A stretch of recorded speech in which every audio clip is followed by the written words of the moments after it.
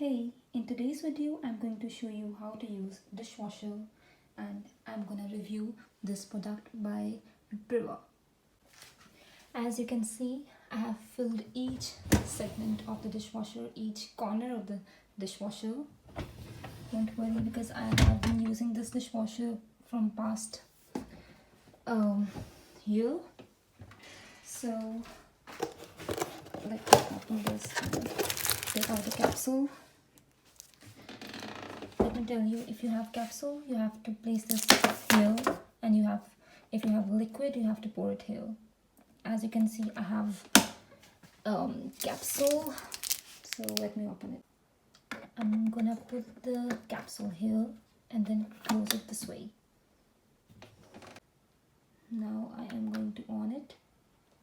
Then I'm going to use 65 degrees temperature for 1 hour. You can use this too, but I prefer this because it works well for me. Then I'm gonna start it. Let's close it. Now I'll meet you after an hour. It makes such noises, don't worry. When it's done, it makes such sounds. I'm going to open it. It smells really good. All the dishes are clean.